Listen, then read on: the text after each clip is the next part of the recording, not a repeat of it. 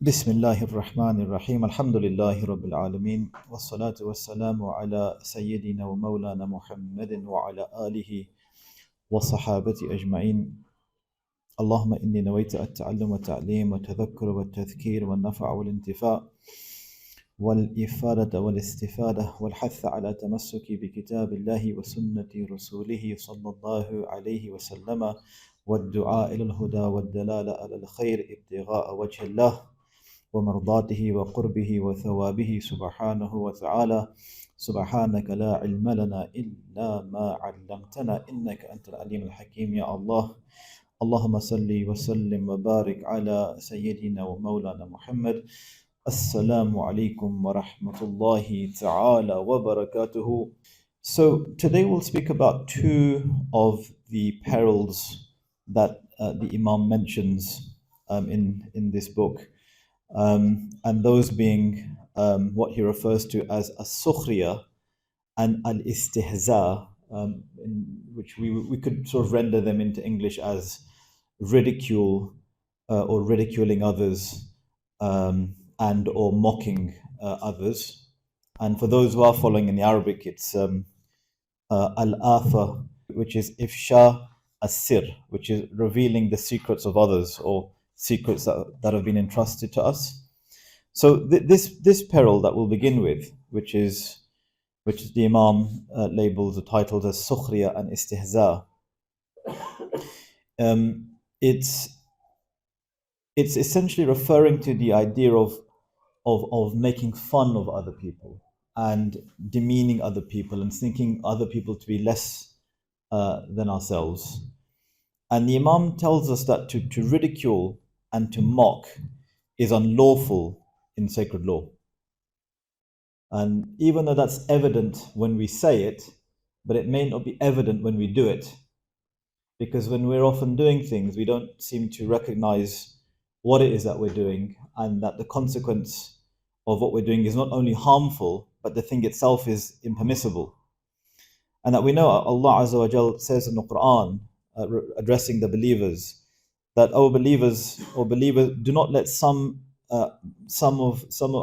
not let the men amongst you ridicule others. Perhaps those that you ridicule are better than you. And nor let the women ridicule others. Perhaps the women that they ridicule are better than them. And so it's very important to keep that in mind as a starting assumption, which is that the Quran makes it very, very clear that to ridicule others is a grave wrong. And then the Imam tells us that the meaning of sukhriya, to ridicule, is to despise, i.e. hate, or to debase, i.e. to deem someone lesser than, or to point out the faults and deficiencies of a person in such a way that you cause them to be laughed at. So it's not just that you're speaking ill of someone, you're speaking ill of them to make fun of them. So when sometimes you have what's called backbiting, that when you backbite someone, you're just saying things about them which are unkind and unfair, and sometimes they may be true, but still they're not things that we should say about people. So that would be backbiting. The difference here is that not only are you doing those things, but you're doing it so that you can solicit or elicit some form of banter or laughter at their expense. And that's what the Imam is telling us, that's one of the ways that we understand what sukhriya, i.e. to ridicule someone, is. And he says that this could be done in a number of different ways. It doesn't have to be through one's speech. Even though the text that we're going through right now is about the perils of our tongue, the things that our tongue can engage in, and the trouble that we can fall into because of it. Here he's saying that it doesn't have to be the tongue. You can ridicule someone just by imitating certain actions that they may do. You can ridicule them just by making certain gestures or pointing out. There's many, many different things. And in fact, next week when we get to the chapter on the section on the ghiba, backbiting, the Imam is so detailed. It's the most detailed section of all of the perils, because he speaks about all the different ways that you can actually backbite someone, and how many of those we may not even know amount to backbiting.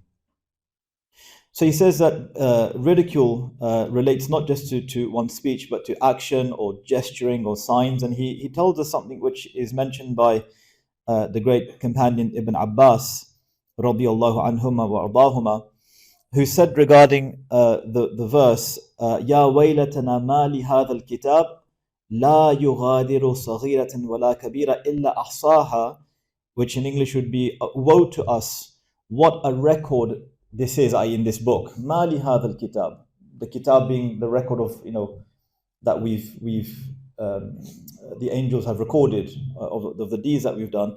It does not leave anything small or large unaccounted for. In other words, everything that we did, whether it's small or large, the records that are being kept by the angels are accounted for. And so what Ibn Abbas says, that the small in this verse includes one smiling when a believer is ridiculed. Just merely smiling when a believer is ridiculed.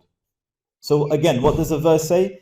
That what a record this is. It does not leave anything, small or large, unaccounted for. And he says the small is when a believer is ridiculed, someone just smiles. Don't have to laugh at it, but you just display some type of pleasure at that. And the large would include laughing boisterously at this believer.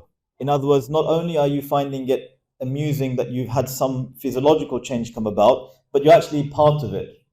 You're the one who's making the noise. You're the one who's making it evident that you are part of the ridicule, even though you may not be the one saying something, but you're the one who's laughing about it.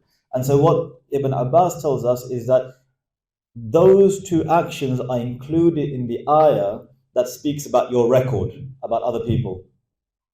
So it could just be a gentle smile, or it could be boisterously laughing, and both those things are recorded in our book. This is quite a frightening hadith that's reported by the great companion Mu'adh bin Jabal. And as you know, Mu'adh bin Jabal is that companion that you recall that when the Prophet ﷺ said to him, Ya Mu'adh, inni la uhibbuk. Oh Mu'adh, I really truly love you.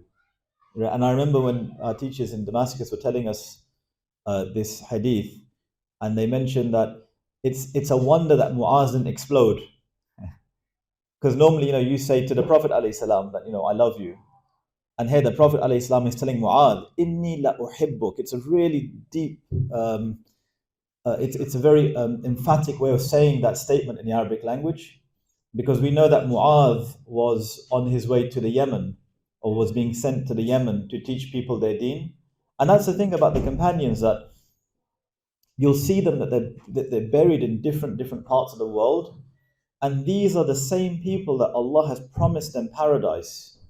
If you look at the people of Badr, Allah Azza wa Jal tells us about these people that they're forgiven. And yet we see the great companions who were amongst those who are promised paradise, and they're buried in far off places such as China, in the Yemen, in Istanbul, for example, right? Sayyidina Abu Ayyub al-Ansari, radiyallahu anhu, he was, they say, in his 90s when he set out on the expedition against or towards what was then Constantinople. In his 90s. Now, of course, it's easy for them just to stay at home. Why would they want to leave Medina? They could just stay in Medina and live out the rest of their days in proximity to the Prophet ﷺ. Because we've heard our teachers say that living close to the graves of those special people, it's a blessed thing in and of itself. One of our teachers in Istanbul said, Alhamdulillah, what makes me happy, and he's a refugee from Damascus, a major teacher who had to flee his land, and he came to live in Istanbul, had to give up everything he had. And when you're speaking to them about how they're finding Istanbul, he said, Alhamdulillah, the fact that I'm able to live next to Sayyidina Abu Ayyub. That's what mattered to him. And so in that sense, we can see that why would someone want to leave the proximity of being with the Prophet ﷺ? But in fact, what we find is that there's more companions that are buried outside of Medina than there are inside of Medina. Right? Why? Because they knew they had work to do. And the work was essentially leaving their comfort zone, leaving what was rightfully theirs, leaving a place that they built, the first city, and going to different parts of the world where they were probably never going to come back. Because them leaving Medina was essentially partly saying that we're not going to come back to this place. There were companions that we know that left Medina upon the passing of the Prophet ﷺ. One of those being the great Sayyidina Bilal. We know that when the Prophet ﷺ passed away, that he left Medina and went to live in Damascus, and he's in fact buried in Damascus, the great Sayyidina Bilal. And then to the point that the Prophet ﷺ came to him in his dreams and said to him, "Ma hadhi al-jafwa ya Bilal?" What is this distance? Why have you not come to visit me? In his dream after the passing of the Prophet ﷺ. And we know that he sets out, and the story is very, very famous about that. So the point is that the companions are a hugely important conduit, i.e. a door into understanding the type of relationship, not only that we have to have with the Prophet ﷺ, but the way that the deen was spread. The deen was spread through hard work. It was spread through leaving the comfort zones that they found themselves in, and not that they were in a comfort zone, but comparatively speaking, and going out and spreading the deen. So here we have Mu'adh bin Jabal, who says that the Messenger of Allah ﷺ said that the one who insults his brother for a sin for which that person has repented, he himself will not die before committing that sin. So sometimes we just let our tongue loose and we say, oh, so and so, oh, that fraud, for example, oh, that person who did X, not knowing or knowing, either way, it doesn't matter, that person may have repented from their actions and sincerely sought Allah's forgiveness, and we persist in labeling him in that way. And look what the hadith is, that person will not die before committing that very sin. وَنَسْأَلُ اللَّهَ السَّلَامَ وَالْعَافِيَةَ. It tells us something, that look, other people's business is not our business. The things that people do, it's upon us to look at them with compassion and kindness. Because the way that we operate as human beings and as Muslims, importantly, in this world, is that we look at our relationship with Allah through the name that's the most occurring name in the Quran. What's Allah's most recurring name in the Quran? Ar-Rahman. It's the name that occurs the most in the Quran. And so when a student of knowledge begins his journey or her journey seeking knowledge, what's the first hadith that the student is given? So if, let's say tomorrow you said, right, I'm going to go away and study now, and you're beginning your journey, what's the first hadith throughout history of our deen that you take from your teachers? It's called the hadith of Rahmah. Ar-Rahimun yarhamun. In other words, that it's speaking about the idea that have mercy, irhamu man fil ard yarhamkum man fis sama. Be merciful to those who are in the world, the one that's in the heavens will have mercy on you. It's the first hadith that we're supposed to take from our teachers. Why? It sets the context of who we're supposed to be.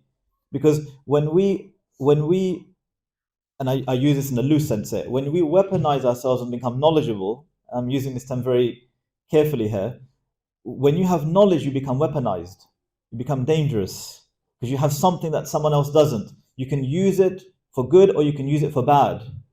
We're being told that this knowledge that you're going to now acquire, it must be used for good. It must be used to make things easy for people. It must be used to facilitate people. It must be used to care for other people, that when they fall into error and make mistakes, it's okay. The reason why they do it is because they're called Abdullah, which means they're a slave of Allah. They do it because they're called insan, they're a human being. So as a scholar, anyone who's knowledgeable, and in this sense, every Muslim has to have that level of knowledge, that they must look at other people through the eye of mercy. When people are tested, we ask Allah to remove that test from, for example, someone could just be stuck in lying. They can't help it. Someone could be stuck in any type of what we call ibtila.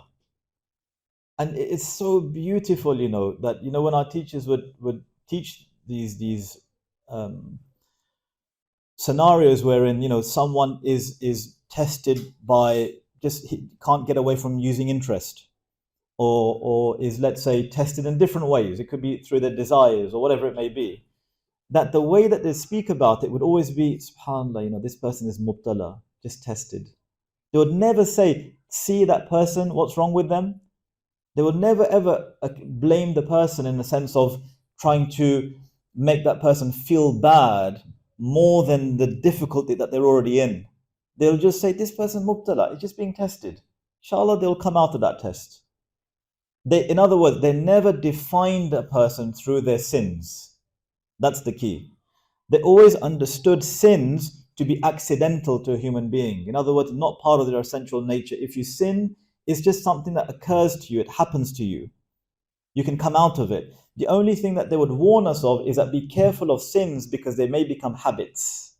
And if things become habits, it becomes hard to break free from. Not that you can't, but it's just one of those things. You have to try a lot harder.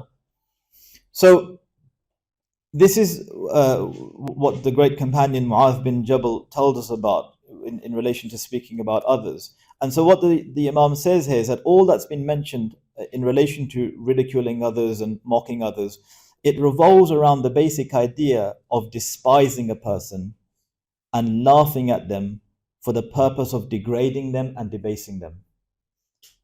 That's what it is. That you mock someone or you ridicule someone because you either want to degrade them or you either want to debase them.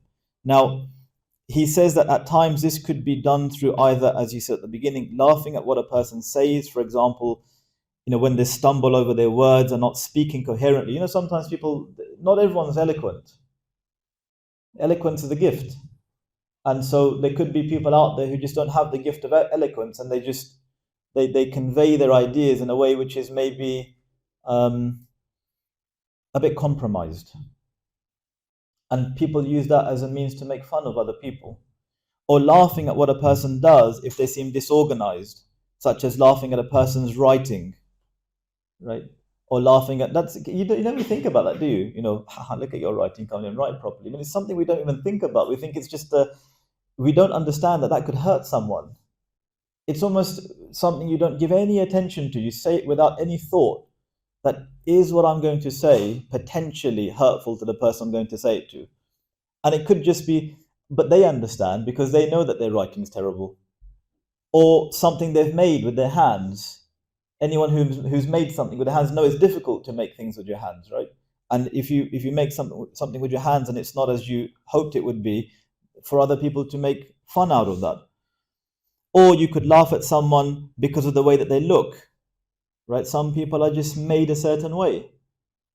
That's the irony of all of this, which is that to mock someone or to ridicule someone on account of the way they look is probably the most nonsensical thing that someone can do, simply because we have no control over the way that we look. That's the way that we were created. And the unfortunate false standards of beauty that have now been set up in our society are entirely unreflective of what true beauty actually is, because true beauty has very little to do with the outward form. True beauty is what you're actually like as a person, as we've mentioned many times before, that in the English language, a personality is actually, the meaning of the word is a mask. It's a thing that you wear when you speak to people. Character is what you truly are. And in ancient times and pre-modern times, beauty was really something that was more specifically related to the content of someone's character. And the fact that someone looked nice was just an added bonus. Now it's completely inverted. Beauty is wholly and solely about how someone looks outwardly, and it's just a added bonus if they happen to also be just decent. And then when we approach people in relationships because of how they look, that's not a good way of. Someone once said to me that, if you look at the billboards nowadays, and there's people who advertise all manner of things, that The people in the billboards themselves don't look like that in real life. They've been computer generated or touched up, if you like, to look like that. So if the person who's on that picture themselves don't look like that, what chance do you have? Right? So in other words, we need to refocus our idea of beauty. We need to begin to understand why it is that having good character is beautiful, and how we can recognize someone with good character traits. What are the signs? And that's the thing, in pre-modern times, there were ways that you would determine someone with good character. There were yardsticks that you'd use to assess whether someone has good character. And if someone fell short of that, that's what would amount to someone having poor character. So these are sorts of the things that the Imam speaks about in relation to the things that we may say that may ridicule or mock, and may Allah protect us from that. And then he says, the Imam mentions the idea of revealing a secret. And this is very, very important. In Arabic, it's referred to as ifsha'u sir, to reveal a secret. Now, the Imam begins by telling us that revealing a secret is forbidden, since it causes harm in respect to one's friends and those that you know. And that the Messenger of Allah alayhi salam said that discussions between yourselves are a trust, an amana. Now, what's important here is this. Of course, what's important is what the Prophet alayhi salam said. That when we sometimes think that we have to be told not to share what we have been told for it to remain private, right? So, let's say two people are having a conversation, and you say, "Oh, he didn't say that I can share. I have to keep it a secret, so it's fair game. I can say it." That we think that being in possession of a secret is only when someone explicitly tells us, "By the way, that's just between me and you." And if you didn't caveat that, then it's okay, you can go and say it. We're being told the complete opposite of that. We're being told that discussions between yourselves are a trust. The things that you are told generally, you shouldn't divulge the content of what someone has said to you. It could be about the weather. It could be about the water that's on our table. It could be anything. Why? Because the companions would look at that and be cognizant that in relaying that, is there any potential of me A, misrepresenting it, and B, saying something about my discussion with someone else that may make the other person look bad. That's just normal speech, i.e. where we've not been told to keep a secret. And so what we're being told here is that we don't have to be told. No one should say to us, keep it a secret. It should be a default position that we don't share our discussions with others. A secret in that context, what is it then? A secret is just a more secure form of discussion that we don't divulge. It's a trust. In other words, everything someone tells you should be kept to yourself. A secret is a higher form of, that certainly is in the back. It's almost, you've heard it, you've forgotten about it. Because I give an example. If I came to you and gave you £1,000, and I said, could you keep that with you, please, as a trust? Where are you going to put it? In your top pocket? In your back pocket? In your wallet? Or in your bag? Just leave it there? No, you're going to put it somewhere that no one else can find it. Because why? You need to return it to the person in the way that you got it. It's the same thing with a secret. Someone tells you a secret, where are you going to put it? At the tip of your tongue? Or in the furthest recesses of your mind that it's almost forgotten about? It wasn't even said to you.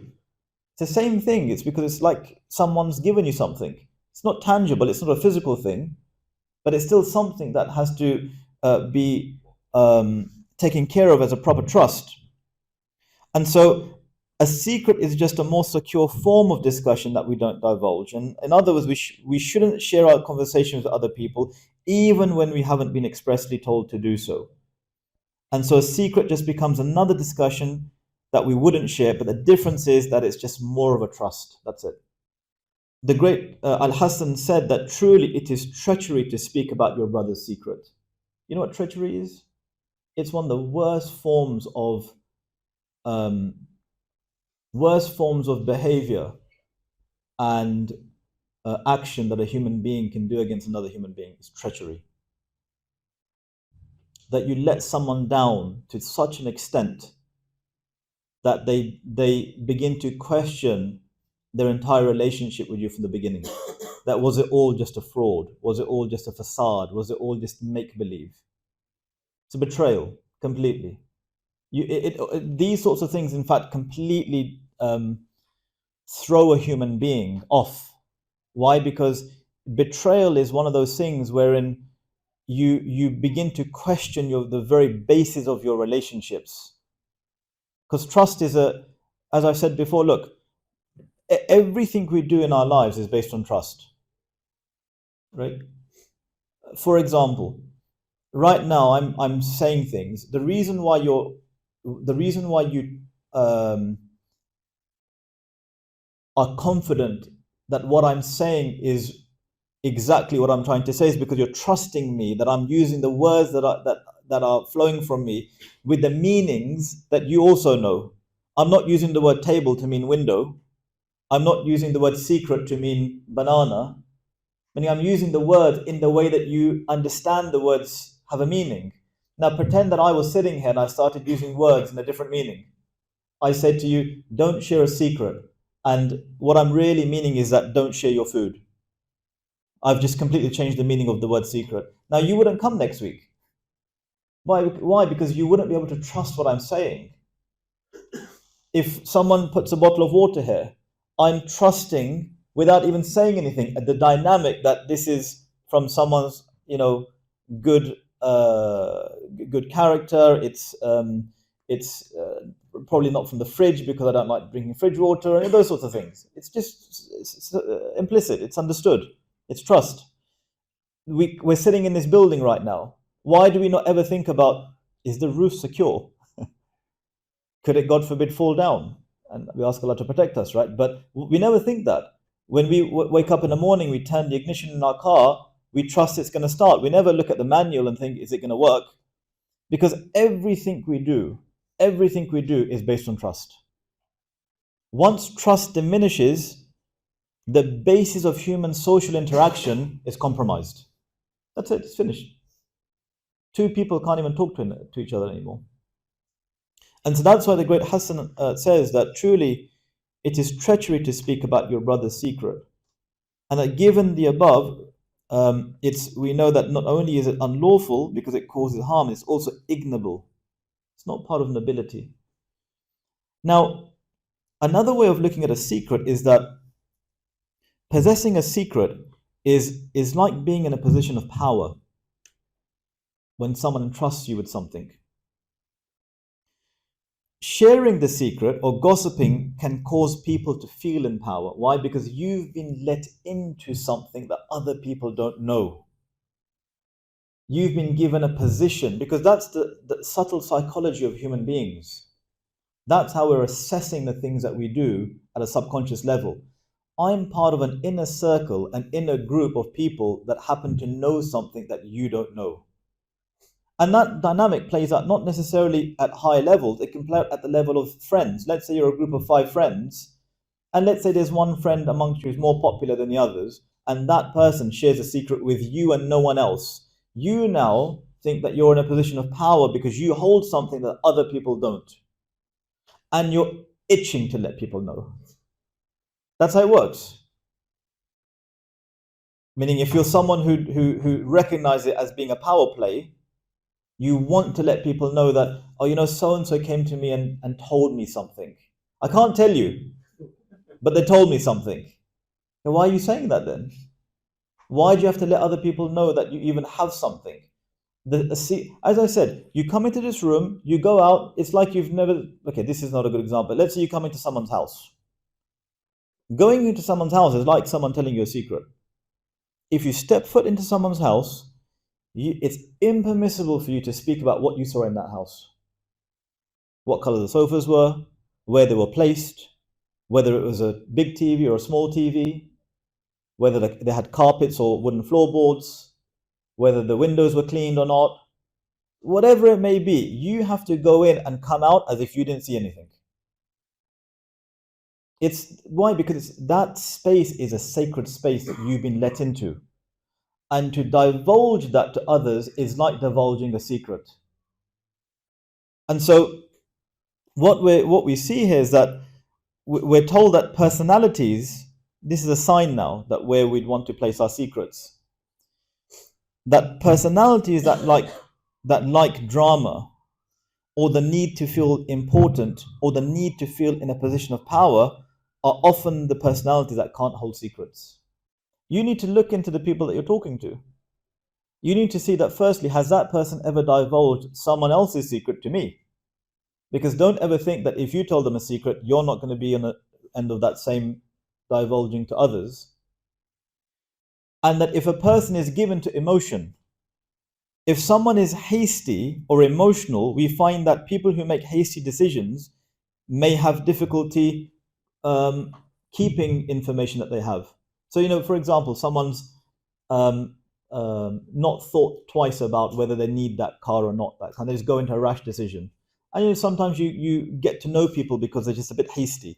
Or sometimes when people become too emotional, what does that mean? Something happens, and instead of taking stock and thinking about what's going on, you react. Oh, that's not allowed, or that's not permissible, or they shouldn't be doing this, or they shouldn't be doing that. That type of an emotional response is a sign that someone with that character trait may not be able to keep a secret. Why? Because they may believe that there's a time and a place that it's okay for them to divulge it. I know it's given to me in a secret, but this is important for people to know. A secret is almost, for example, you have privileged relationships between you and your solicitor, between you and your doctor. No one can come between that. The only way that you can be privy to what's been said, if there's some kind of law that's been broken, or there's a matter of law that's at play here, and then you can, through certain processes, come to know what was said between someone. It's a little bit like that. There is no circumstance that you can reveal someone's secret, no matter how emotionally you may think, yeah, you know what, it's important that people know about this. You can't do that.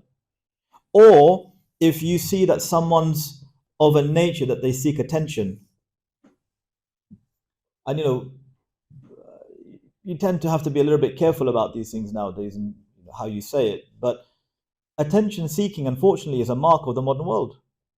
Narcissism, i.e. this idea that we have to look a certain, and not just look a certain way, but share the way that we look. I mean, that's attention seeking, right? Meaning that you're just, let's say, dressing up in your Sunday best, and then you're taking pictures of yourself and putting on your Instagram page.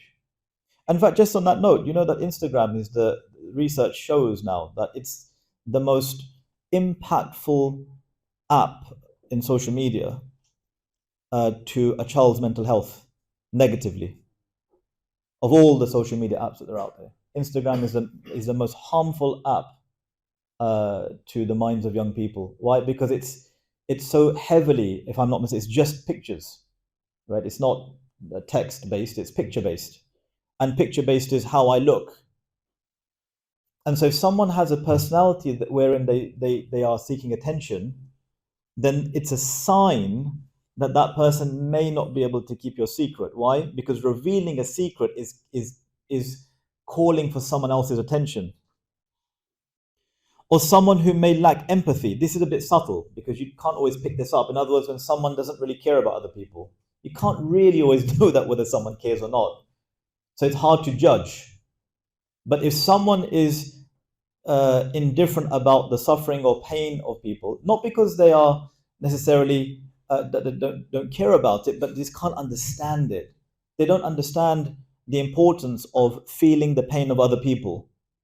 And in that scenario, that person may not understand that if they reveal your secret to someone, it may cause you harm and it may have consequences for you. Someone just doesn't understand that. So if you lack empathy, it could be a possible scenario where that we reveal secrets, or if we ourselves have trust issues, which is ironic.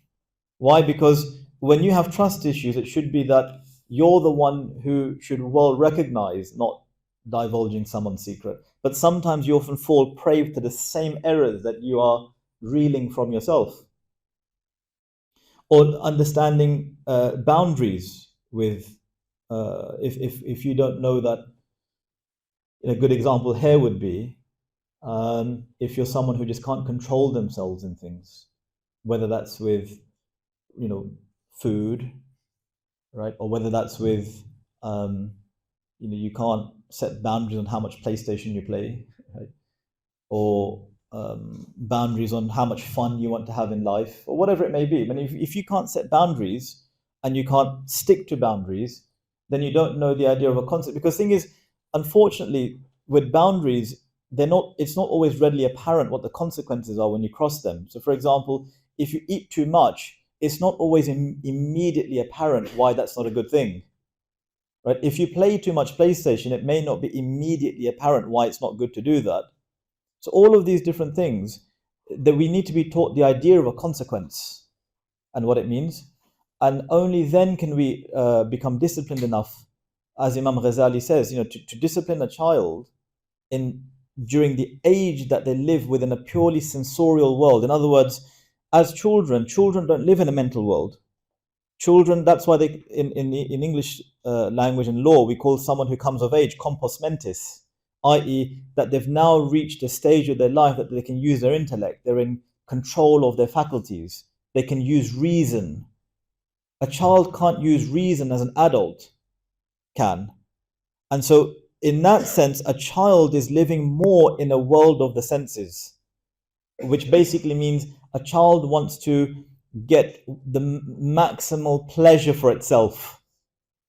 This is the age that we need to teach children that no, there needs to be a barrier, there needs to be a limit, there needs to be discipline, there needs to be boundaries. If we give them free rein and hope, oh no, well, look, when they get elder or older, they'll work it out. They won't work it out, because what they've done is exactly what Imam Ghazālī says. The reason why we find adults behaving like children is because they were never taught discipline. They were never taught the idea of consequence. And he mentions this is one of the main reasons why people don't come out of the infantile state. And this is a switch that takes place in people, that they're able to use their intellect in the way an adult should be expected to use, but they don't use it. Why? Because they're so overcome with the physical part of their being, in other words, their desires. So these are some of the things that the Imam mentions in relation to divulging secrets and keeping secrets, and the importance of keeping secrets, and that to look well into those people that we may want to share our secrets with. And it's an unfortunate state of affairs in the modern world that sometimes you actually do want to talk to people about certain things, but you're concerned that whether someone's going to actually keep what you say to themselves. And that then means that people end up keeping what they want to themselves, and it just builds up and they can't talk to other people. That's a shame, because it should be that people should have people around them that they're able to share without the worry that someone's going to divulge what they've been told. And this also relates to what we've spoken about before, the idea of nasiha, of giving counsel to people, and all the importance that's attached to that and how we're meant to deal with that. So I'll stop here inshallah for today.